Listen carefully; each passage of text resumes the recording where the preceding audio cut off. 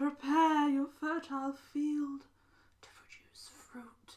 After a long wait, we're concluding our two-part look at being pregnant in the Tudor period. Last time we discussed what to expect when you were expecting. The highs, the lows, the diet of buttered spinach to keep you regular. And now we're coming to the final and probably most important part of the process, birth. Giving birth in the time period was both a cultural and private experience. The ceremonies of childbirth were deeply embedded in popular culture of the 16th century and the lives of cis women. Every phase of the process was invested with a deep emotional and religious significance that formed the basis of a culture of commonly shared experiences for women in respective communities all over the United Kingdom. While it might be said there are 7 ages of man, for cis women, their lives were measured by which stage of the birthing process they were permitted to be part of: attending friend, proud godparent, attentive grandparent, or labouring mother in the midst of it all. What parts we are allowed to see and to know about have, by the overwhelming majority, been filtered through the lenses of men. Childbirth was women's work. Very few men were directly involved in the process, childbirth being a domain where women relied on and supported each other. The sources that we have remaining are weighted to the viewpoints of husbands, ministers and doctors, their diaries, correspondence, conduct books and medical manuals giving valuable commentary and experiences, but not from the perspective of those labouring themselves. Reconstructing the culture and process of childbirth is really difficult, as the unique experiences have been lost to time, cultural decay, misogyny of recording. So while I will endeavour to present as full and detailed an insight into the lost world as much as I can, there are parts that will forever be unknown and left as points of discussion for those interested. Are you ready? Then we'll begin. The ideology of childbirth. Childbirth was not only a physiological and biological process, but contained a deep spiritual narrative. To think of childbirth as merely a natural and ordinary work of nature was to insult the honour of God. Childbirth is the obligation and the purpose of women, both agony and joy. Women were forced to suffer in childbirth through the actions of Eve by eating the forbidden fruit in the Garden of Eden. Unto the woman he said, I will greatly multiply thy sorrow and thy conception. In sorrow thou shalt bring forth children, and thy desire shall be to thy husband, and he shall rule over thee. However, women were equally saved through the redemption of Christ. As St. Paul wrote to Timothy, the woman being deceived was the transgression.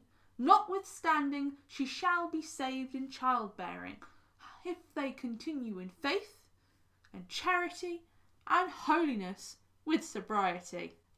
However, childbirth was also an event that was looked forward to and seen as a key part of God's plan for his creations.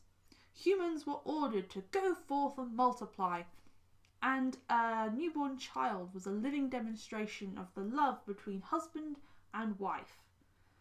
Women of the time often saw childbirth as a very real and foreboding prospect, but many also saw it as a spiritual and emotional connection to both God and their husband. Elizabeth Jocelyn wrote in 1622 that she earnestly desired of God that I might be a mother to one of his children. Elizabeth Clinton, Countess of Lincoln,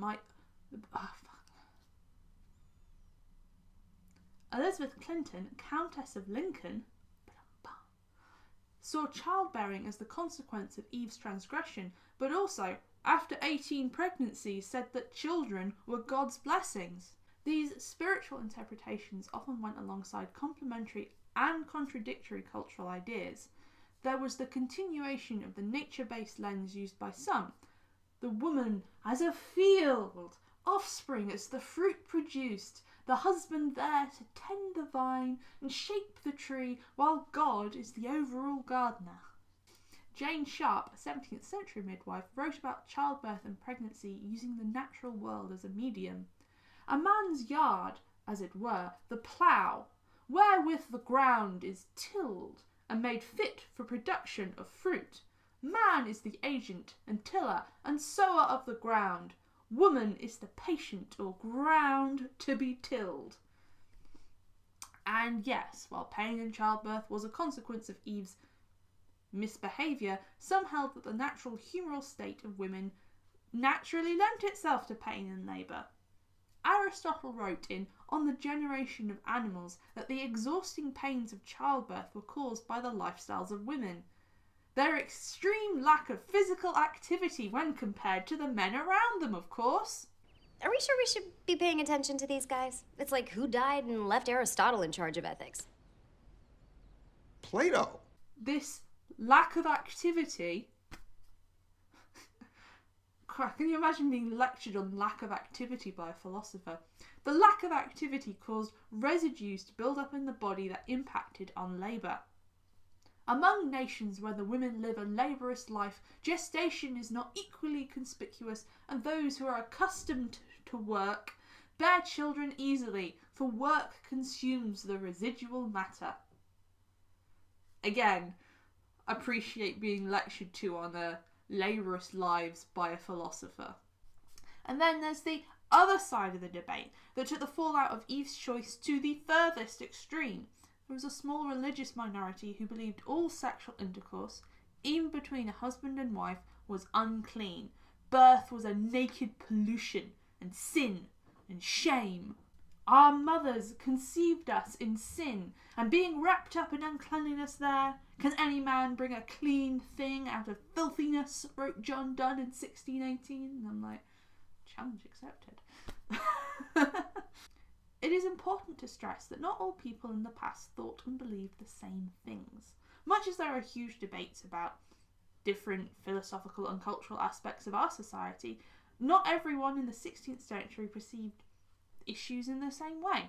These different cultural interpretations were all in existence alongside each other, radically altering how one family would see labour when compared to their sisters, or their uncles, or their brothers-in-law, or their neighbours.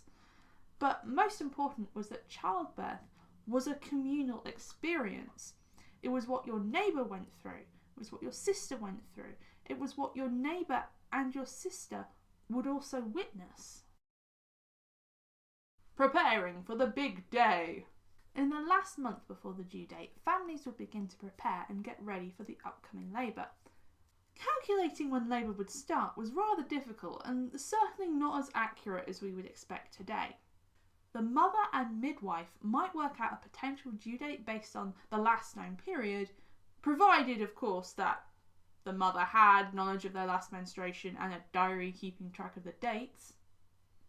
For those with less access to such methods, family members and midwives would provide an estimate based on the increasing size of the abdomen and, general knowledge of when labour was likely to, maybe start happening. Unsurprisingly, this was not the most accurate of methods, and people could find themselves preparing for imminent labour 7 days to 6 weeks ahead of time. The expectant mother would be prepared to accumulate the various linens required both during labour and for the purpose of the new arrival: bedsheets, blankets, swaddling bands, nappies, caps, booties, all sewn by hand. This was a process that could take several months and would hopefully being finished roughly as pregnancy drew to the final stages. Alongside these preparations, husband and wife would make plans for the economic, legal and household consequences of bearing a child. Those who had the ability or the means to take legal advice would make a will before labour, or draw up plans for what their funerals would be like should the very worst happen. Husbands would take on aspects of the housework usually confined to their wives, often assisted by family members who might move into the home for the last months of pregnancy and the first few months postpartum. Richer families, of course, would just employ extra servants to handle the usual duties that might or might not be performed by the wife. To prepare the body for labour, the expectant mother would take regular warm baths to loosen their muscles and be ready for strenuous work. Yeah, Aristotle.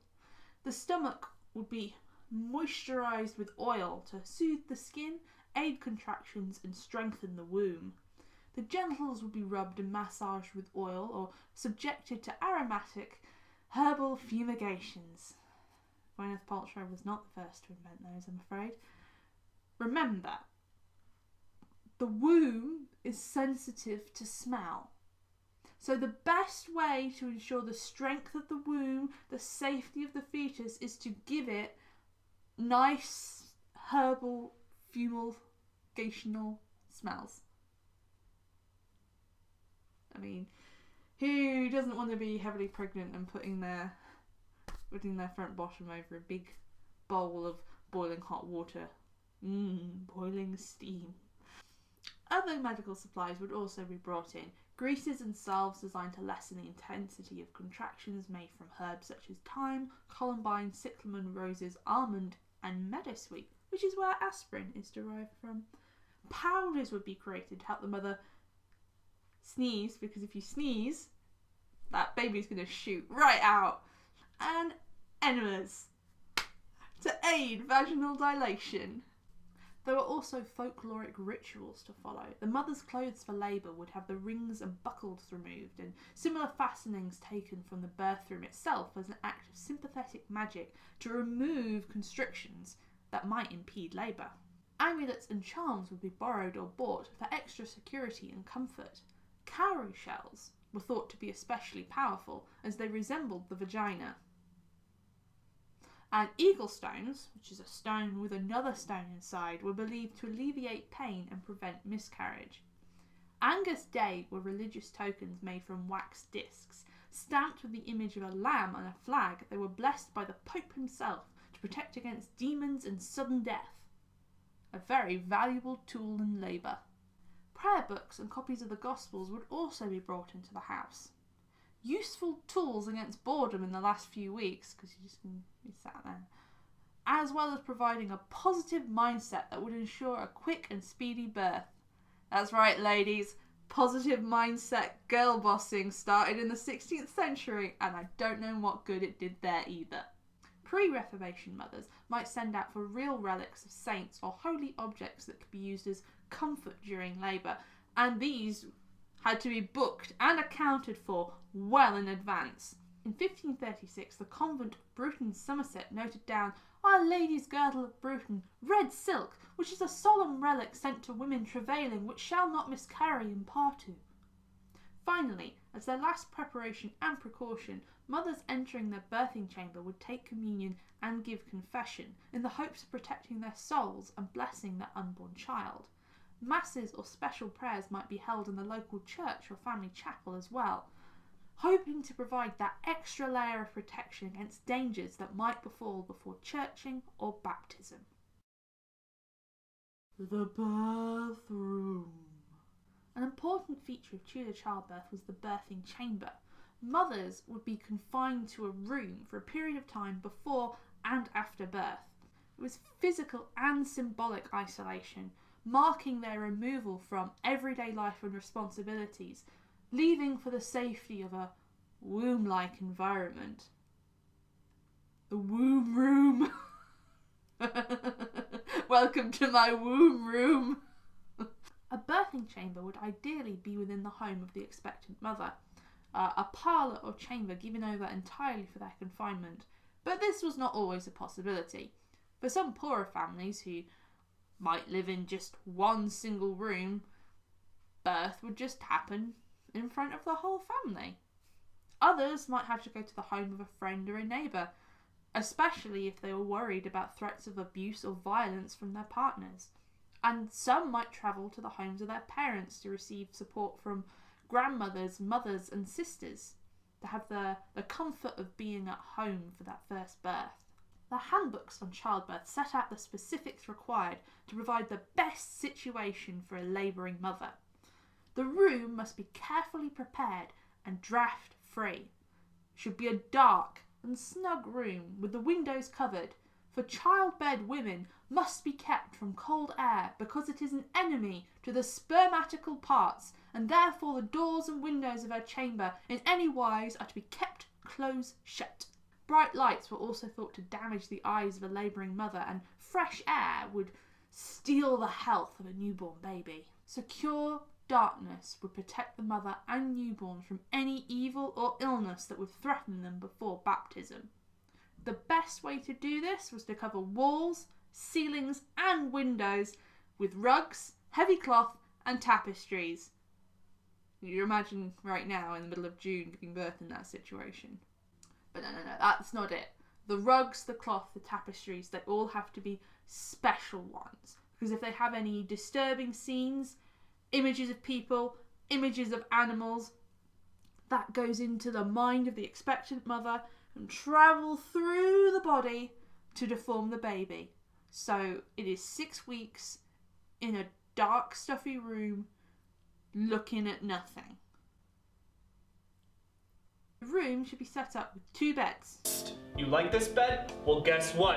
I got 2 of them, 'cause of circumstances. The first is a pallet bed on the floor, of reasonable bigness, strong and firm, and so set in place that may conveniently come and go round her. So, one bed like a futon, middle of the floor, so that people can easily move around the mother and, help her. Ideally, it should be close to a fire for warmth and far away from the door with those evil killing drafts. The second bed is a formal bed, which is set up and waiting for after the birth, so the mother can sit in it and receive her guests. Friends and relatives would prepare and make fresh bedding for both beds, traditionally using white sheets, because then you can use them as winding sheets to wrap up bodies if things go wrong. After the Reformation, these were associated with popish, Catholic customs, but remained despite criticisms. Elizabethan minister Richard Greenham described this custom as "it's civil and seemly in all sickness that the bed should be comely adorned with whites, but especially that this was comely in the sickness and after the travail of women, so superstition be avoided." At the base you have a cradle provided for the future child, and in some wealthy families the baby doesn't get 1 bed, it gets 2 beds, a sleeping bed and a bed for receiving guests in. That's right, our newborn baby has normal crib and fancy crib, just like his mama. I got 2 of them. With the furniture in place, the last thing to do is make sure the room is prepared with the equipment required during labour. Texts advise that the following items would be best needed for labour: a basin to wash mother and baby, olive oil and grease for massages and internal examinations, sponges for mopping up blood and fluid, rags for cleaning, woolen blankets to cover mother in labour, drinks to keep hydrated, scissors for umbilical cord, thread to bind umbilical cord, pillow for baby, and herbs and spices to stimulate labour. Entering the birth room for confinement could take place up to 6 weeks before the due date, but it was generally advised to prepare and enter the chamber around about a month or so from your expected due date. It was time to prepare, mentally, physically and spiritually, for what would be coming ahead. It was the start of the ritual process of birth, removing mother from household and community life to a world controlled entirely by women. With a little help from your friends. Being confined to a hot, dark room on your own for 6 weeks doesn't particularly sound like fun. No es bueno. I imagine that a fair amount of us now can state what the experience of being isolated inside the house for an extended period of time is like. It's not good. Not good. Can't recommend. So, was the Tudor woman kept locked inside a room in her house to give birth on her own? No. She would be in constant attendance for the period of her confinement. Who ought to attend a birth? Elizabethan doctor John Jones mulled over the topic in his writings. In his opinion, shaped by his concerns for good order and domestic propriety, was that attendants should be comprised of a few of rather godly, expert and learned women than a rude multitude given either to folly, banqueting or bravery, as in the towns of the West Country is too much used. Men were very concerned about those who attended births, as, after all, the birthing chamber was inaccessible to men. They were not permitted inside. It was an exclusive, mysterious and unruly place where women freely congregated. Paying visits and attending birth was how friendship and family groups stuck together. After all, preparing and recovering from birth depended on banishing sad thoughts and keeping merry. So your friends and family, they're perfect for that. Friends would bring gifts, keep spirits up, and offer practical and emotional support during labour. They were your sisters in the Lord, your godsibs, or, as we would call it now, gossips. Being married, they had mostly likely already given birth and would know every fear or pain or worry that mothers would be going through. They would support a mother's back during labour, wipe away sweat, tears, hold away hair, hold a hand, and keep them going when there was nothing left during a long and complicated labour. Agnes Boker of Harborough, Leicestershire, gave birth in 1569 with 6 other women present, most of them newly delivered themselves, and they brought their babies to attend. When the Countess of Essex was delivered in 1591, she was attended by a room full of noble women. Lady Margaret Hoby in 1599 described being part of a gossiping. I went to a wife in travail of a child, about whom I was busy, till 1 o'clock, about which time, she being delivered, and I having praised God, returned home and betook myself to private prayer. Surviving letters include advice, warnings and good wishes of family and friends, all the way through to practical discussions about linen, furniture, midwives and medicines, giving us some idea of what was discussed and what might happen at a gossiping. It's a tiny glimpse into a culture of support, advice and friendship that was so vital and necessary to the Tudor woman, but is virtually inaccessible to historians. We cannot know exactly what happened at a gossiping, other than knowing they were hated by male authorities. After all, gossip has become a pejorative term for idle chatter, and we still hate gossip and gossips. Male authorities mistrusted what might happen at a gossiping where women would gather, drink and talk until the late hours. And it's worthwhile that some women were in childbed confinement for up to 6 weeks, so that's like a 6-week sleepover with your friends and your sisters. That's a lot.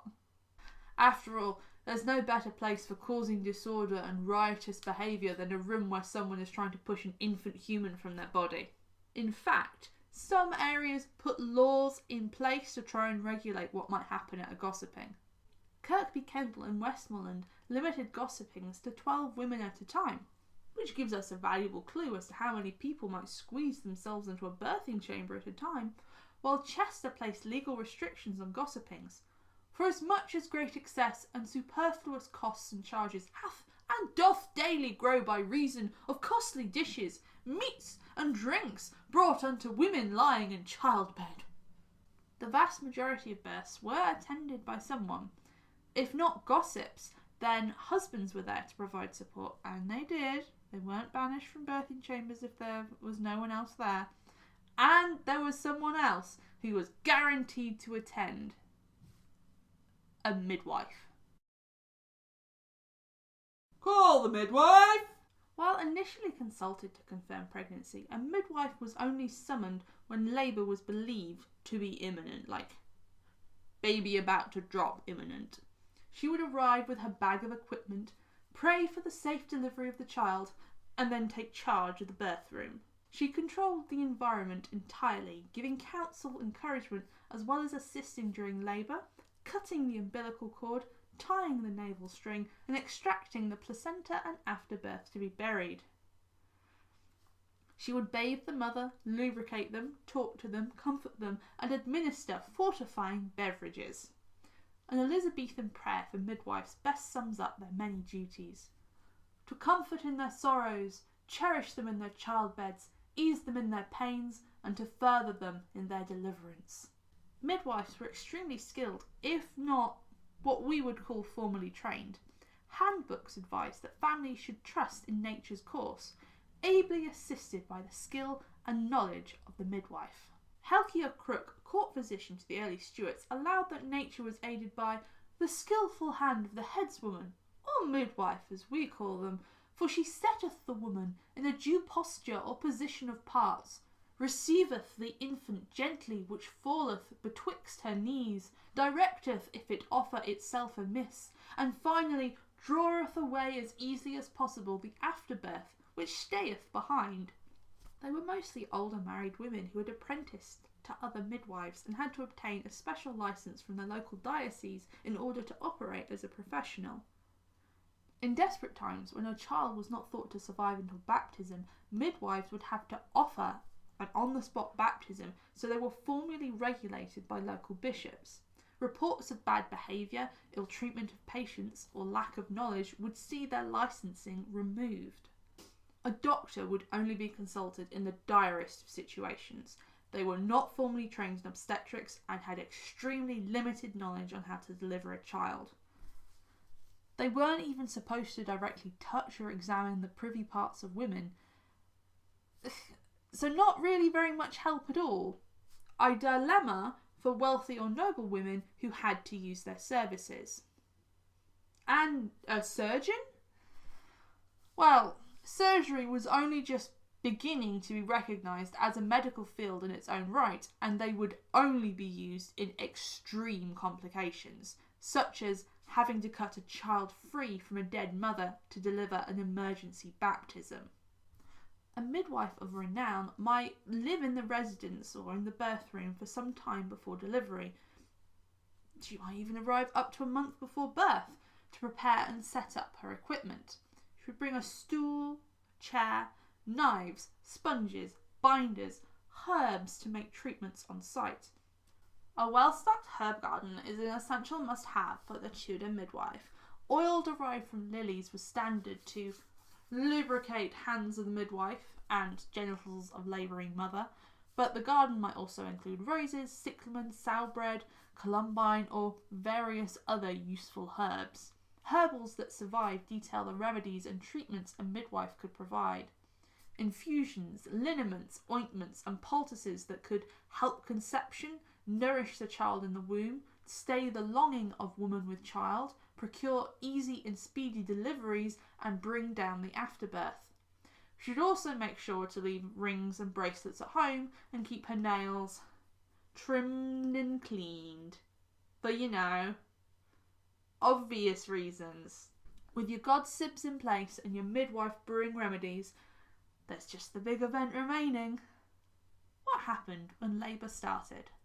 Her sin is great, her danger is not small, her pains will be grievous, and the hour of life is at hand. Robert Hill, The Pathway to Prayer and Piety. It was known that a mother could recognise the coming of labour when certain dolours and pains began to grow about the gutters, the navel, and in the reins of the back, and likewise about the thighs and other places being near the privy parts. If the midwife or gossets were not already placed in the birthing chamber, they would be urgently sent for to settle in for the duration of labour. What could be done for the labouring mother? The first advice for when the throes started was that those in travail should remain active and warm. Walking around the chamber was recommended, and this is actually pretty solid advice. Lying on the back makes labour pains worse and means the muscles around the pelvis are not in optimal position.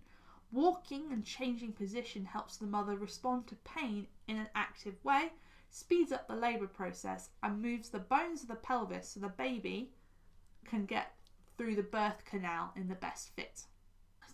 It's almost like, even though it was 500 years ago, people knew what happened in labour and how the process worked. Walking also brought on the rupturing of the matrice, avoiding the midwife resorting to breaking the amniotic sac herself. And what about pain?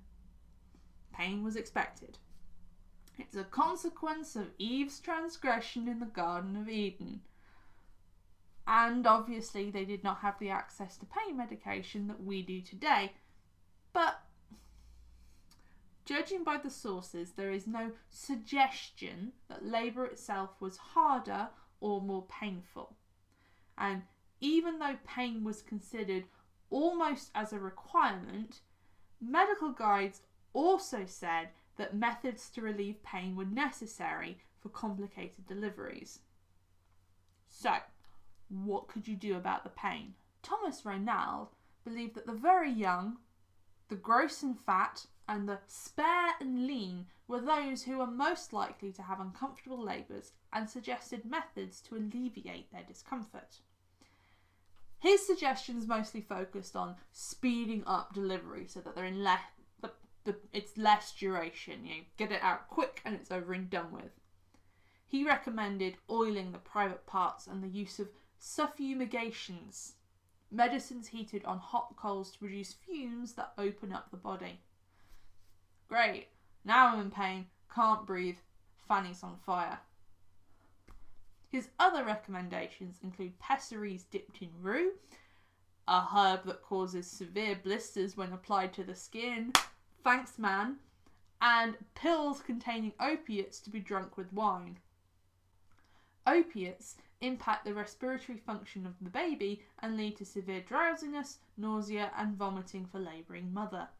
For those who ignored the presumably well-meaning advice of male doctors who were not permitted to attend to labouring mothers and presumably had very limited actual real-world experience of childbirth, there were other solutions and remedies for pain relief, mostly derived from the natural herbs that would not cause skin blisters or the baby to stop breathing. Powdered ants' eggs might be rubbed into the belly in the hopes that their strength and resilience might be transferred to the womb. Contractions might be countered by chewing fennel, aniseed or cinnamon. Relaxing the bowels and the muscles was aided by eating sorrel, spinach and beetroot. Whether these had any effect is up to debate, but the main way of assisting a labouring mother was through psychological methods.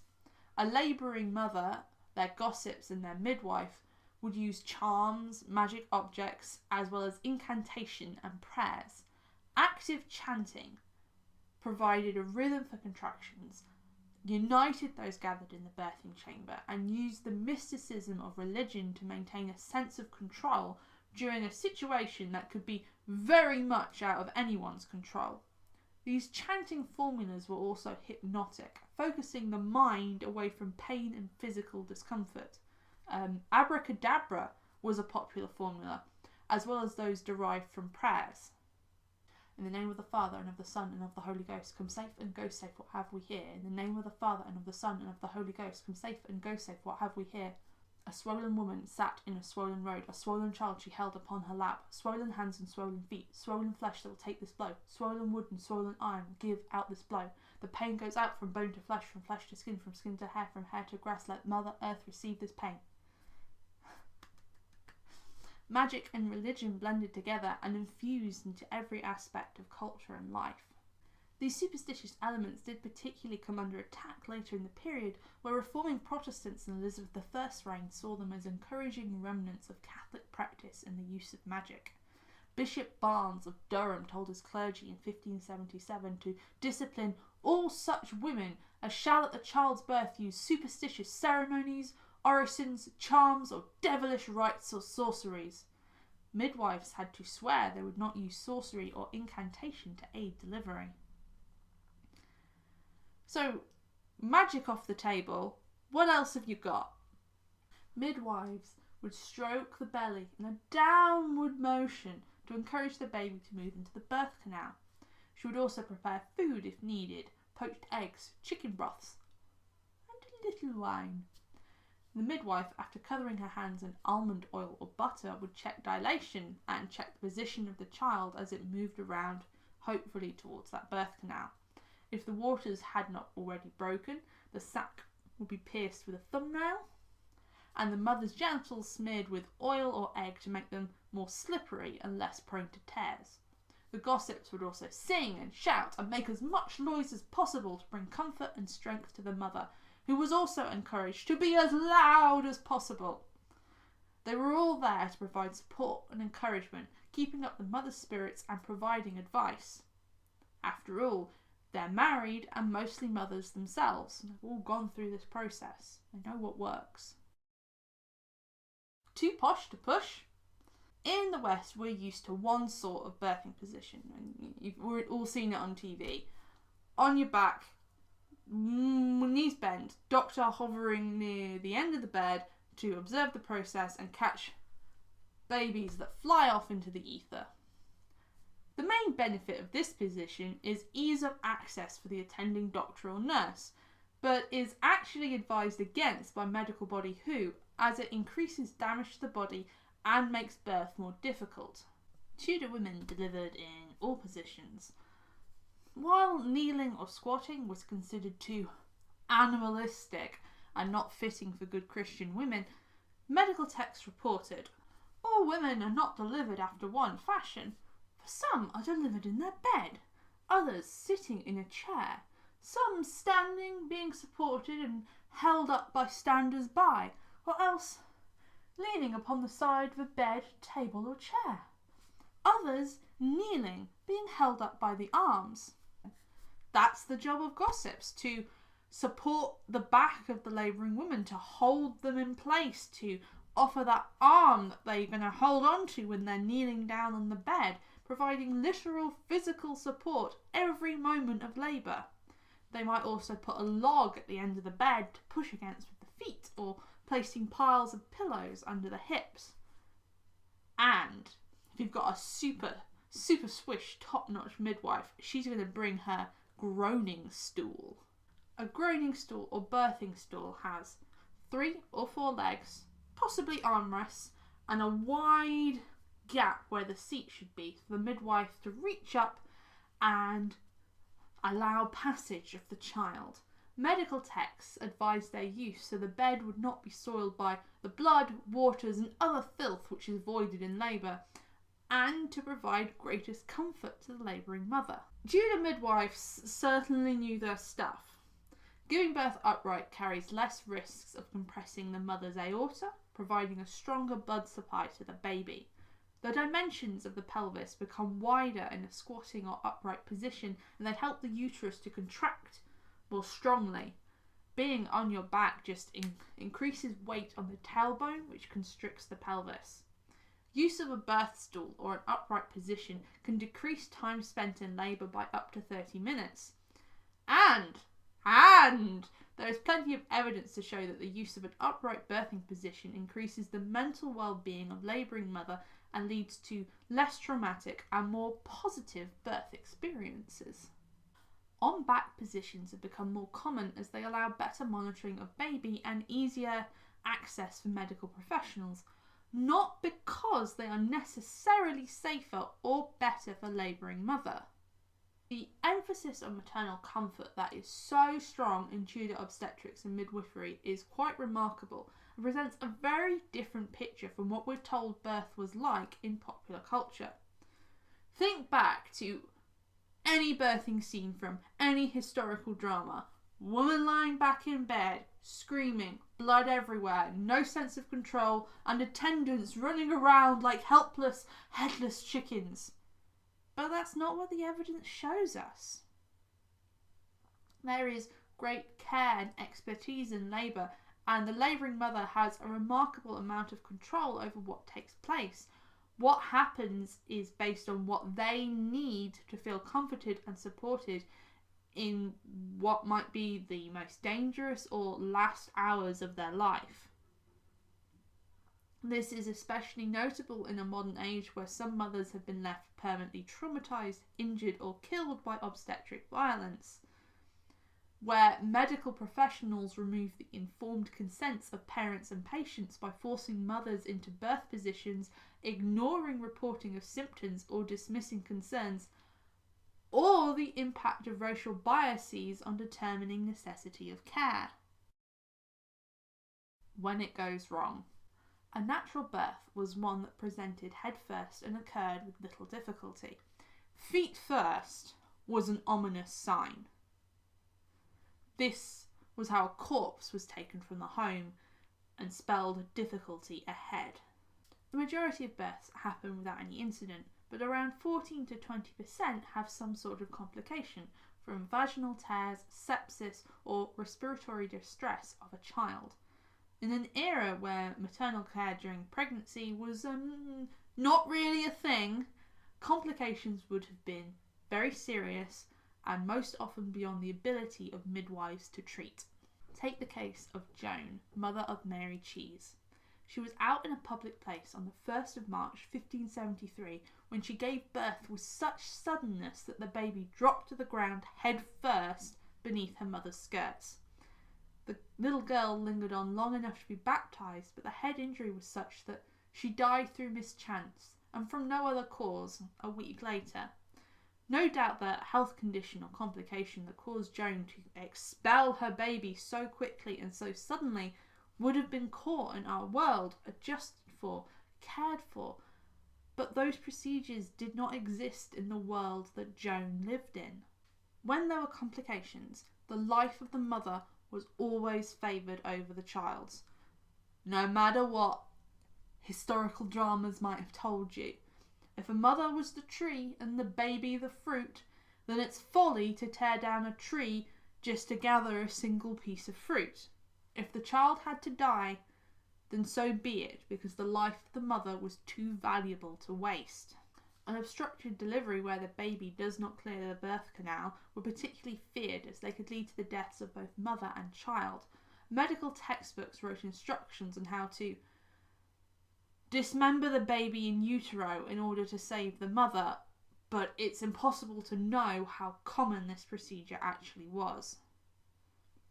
Surgery was only performed in the most extreme of cases, and given the nature of medical care, almost always resulted in maternal mortality.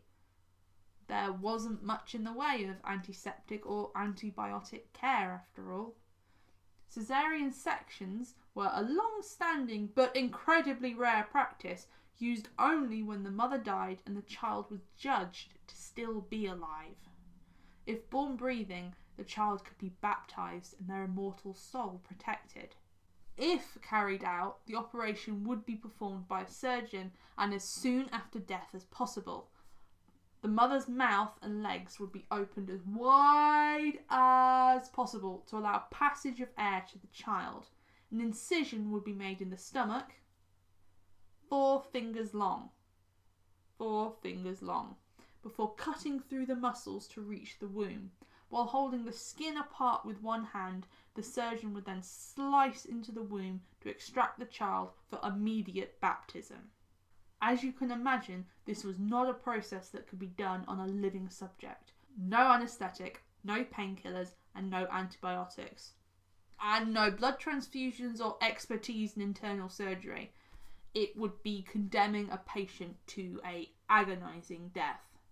By the end of the 16th century, there were some physicians beginning to advocate carrying out C-sections on living mothers. Based on what, I don't know. Right, the edgelords are nothing new. Francis Rosé, personal physician to the Duke of Savoy, alleged that a certain Anne Goddard gave birth 6 times by C-section, although sadly dying on the 7th under the care of an inexperienced new physician. Dr. Guillemot, author of medical texts on childbirth, counselled against ever operating on living mothers, having tried it twice himself with no good outcomes. He considered that, I know it may be alleged that there be some have been saved thereby, but though it should happen so, yet ought we rather to admire it then than either practice or imitate it. C-sections, if performed, were about providing salvation to the child. Salvation and prayer were often the only recourse for a complicated delivery. After the birth, provided there were no complications and that baby came right out, it's time to discuss what would happen next. It was essential that the afterbirth be delivered quickly to prevent infection. If you've never heard of afterbirth before, well, yeah, they never show that bit on TV. It's all perfect pink babies and immediately straight back home. The placenta, womb cake, to use correct Tudor vocabulary, has to come out. And if it doesn't, it rots and causes major infection. Tudor midwives might not know the why or the how, but they knew it had to come out. If it was not delivered promptly, it was believed it would slide back inside the womb and never come out, like a cat hiding under a kitchen cupboard. It would then start to decay and give off vapours that would drive the mother insane and eventually lead to their death. The midwife would palpitate and massage the abdomen until the womb cake was delivered, and then the mother could be washed and start to recover. That womb cake, once it's out, you take that to the garden or a field, and you bury it close to the house. It was essential that a mother recovering from childbirth remain in the same environment where birth had occurred to prevent unnecessary strain and keep strong. Post-birth mothers were commonly called women in the straw, as they would rest right through contractions and postpartum discharge on the bed where they had given birth. They ought to not move for 10 to 12 hours to let the blood settle, and any excess blood that had been built up over the pregnancy could then be voided from the body. Because otherwise, you don't want bad blood inside you. It's going to mess with your humours. The room would be kept dark for 3 days, 3 more days afterwards, to restore the eyesight of the mother. I mean, birth weakens your eyes after all, and you want to restore them back to full health. After that, you have bed rest. Now, if you've given birth to a boy, it's 33 days, and if it's a girl, 42 to 60. Because after all, female babies cause more damage to the bodies of their mothers, so you need longer resting time. After all, female bodies have drained more humours from the mother. They're harder and they take longer to recover from. Of course. Whether these specific times were followed was generally based on the status of the mother. Richer could take longer resting, poorer had to get on their feet and back to work sooner rather than later. In any case, the crotch would be wrapped up in fresh sheep fleece, it took so long to get right, to comfort any tears or damage following delivery of afterbirth. Vaginal tears would be left to heal naturally, which opened the possibility of infection, or the process was assisted by mother being confined to their beds for up to a month and having a midwife bathe the tears with herbal waters every day for at least a week. Severe tears, however, would prove to be fatal through unpreventable blood loss and infection. After the mother was cleaned and wrapped up, the gossips would then do all they could do to keep their friend awake. Sleeping in the first few hours after birth was considered dangerous for the health and might cause the mother to die in their sleep. So the gossips would talk and keep the mother physically awake. They would give her restorative drinks and strengthening meats, as well as prepare ointments, dressings and salves to lessen inflammation. While this was taking place, the midwife would be washing the newborn baby in wine, rubbing it thoroughly with nice fresh butter. This prevents harmful airs from entering the pores of the baby. The baby's tongue would be washed with hot water or rubbed with honey to ensure clear speech and a healthy appetite. Before the Reformation, when England still followed Catholic traditions, the midwife would perform the cross, place a coin in the hand and sprinkle with protective salt. Honestly, with all this butter and honey and salt, it's like, are you seasoning the baby? The umbilical cord was cut at a distance of 4 fingers from the body, and the cut would be anointed with ash to help it dry and keep the cold out. A longer cord would be typically left on a male baby because it was believed to increase the size of his penis as an adult. The baby would be carefully swaddled and placed against the side of the mother, the better to prevent from sudden disease attacks. Open up a can of whoop-ass. Many say that the child being washed and wrapped in his swaddling clothes before he sucked the breasts or take any meat must be laid by his mother, lying in her bed on the left side near the heart first of all, for they think, as they are persuaded that the mother doth attract and draw to her all diseases from the child, and that she doth expel and void again by the flux and issue of her womb what evil soever she hath attracted, without any hurt to herself. Most importantly, do not breastfeed the baby. No feed for baby. Not yet, at least. The mother should wait until the colostrum has been expressed, and then they can feed their baby. The colostrum was considered far too dangerous for newborns to consume. The baby should instead be given slightly laxative substances to encourage them to expel, that first amniotic sac poop that they do. Warm water with honey, stewed apples, butter and sugar, almond oil, and perhaps a little warmed wine with honey were all recommended. 2 or 3 weeks after the birth, the mother would be bathed, changed, and removed from the soiled bedding.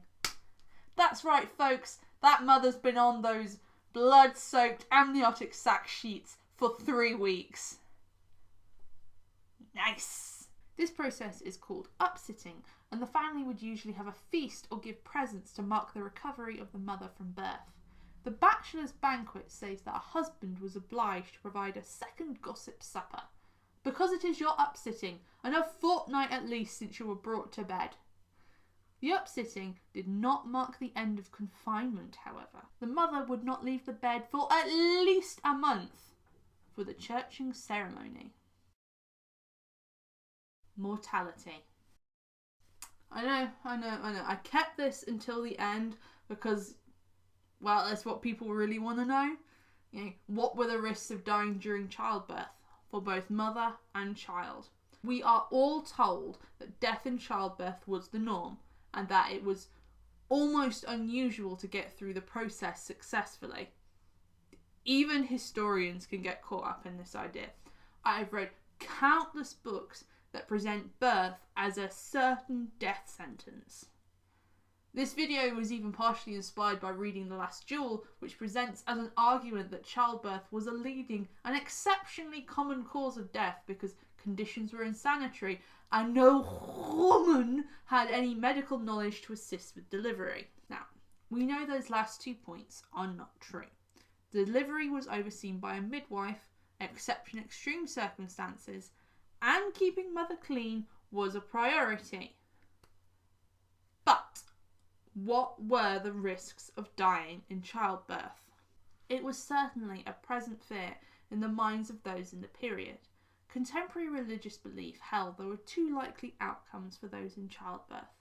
A comfortable sanctified deliverance here to reap in joy what was sown in tears, or a blessed translation to heaven with everlasting joy.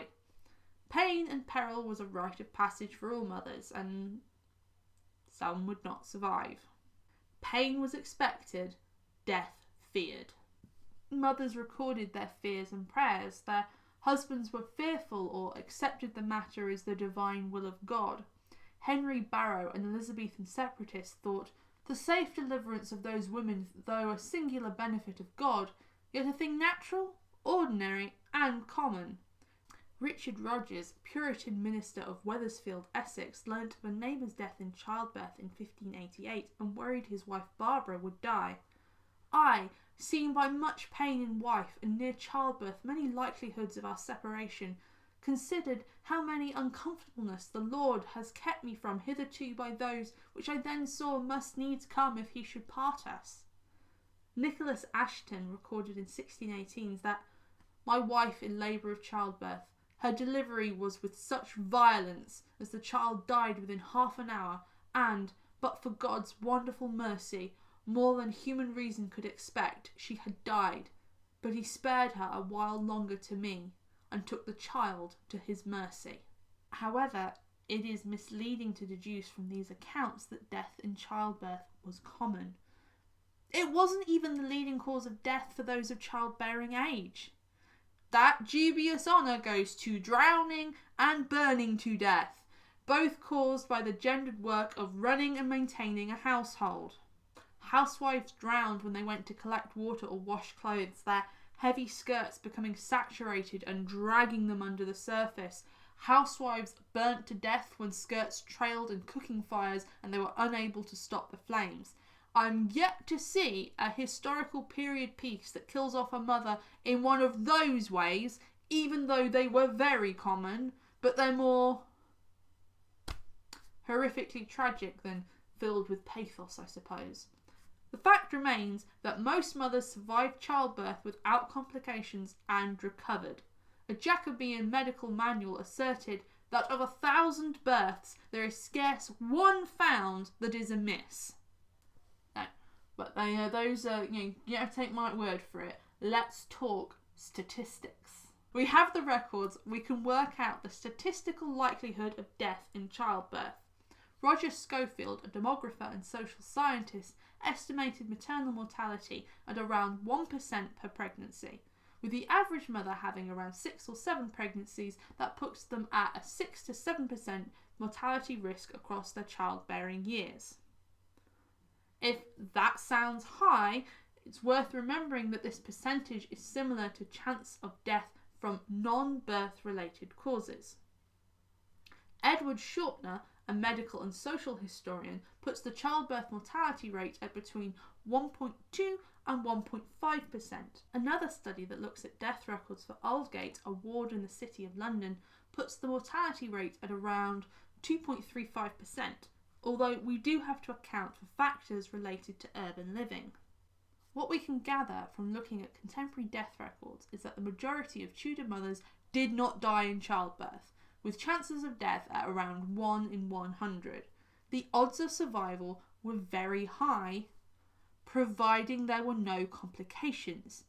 And it is the complications from childbirth that are the drivers of maternal mortality. Evidence from death records in countries such as France and Germany suggests that 1/3 of maternal deaths were from high-risk deliveries, such as multiple births and stillbirths. Repeatedly giving birth to children also drove up mortality rates. The more children born, the higher the risk of death over time. Significantly, death in childbed was often a combination of other factors. One group of mothers at particular risk were those giving birth to illegitimate children who lacked the support of their families, midwives, gossips, having a safe place to deliver. Age also played a role. Younger mothers were at higher risk, which is why perhaps the average age of marriage was in the mid to late 20s. And of course, we cannot overlook the impact of class. The impoverished and the homeless did not have access to the resources considered necessary for a successful birth, and would be subject to constant stresses that would make labour harder and have a greater toll on their bodies. A 1% chance of death in childbirth is certainly higher than the UK's modern rate of 0.01%, although black British mothers are 5 times more likely to die than white, and Asian mothers twice as likely. And most mothers in the 16th century would have known or heard of a member of their peer group who died either during delivery or from complications from birth.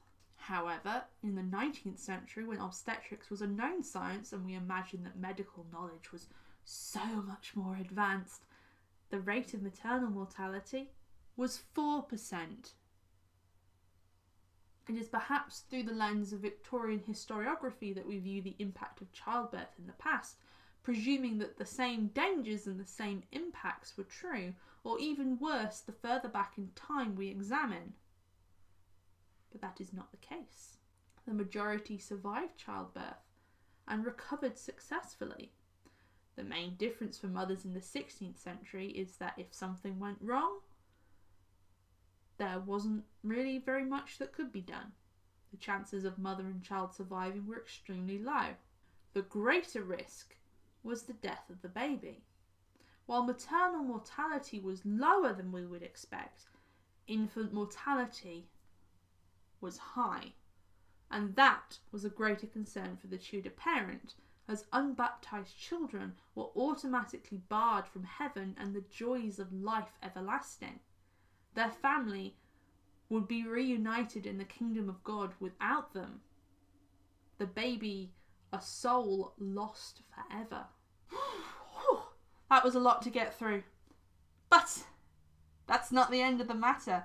Once a child is born and both mother and baby are healthy and recovered, there are 2 major ceremonies that see them welcomed into the community.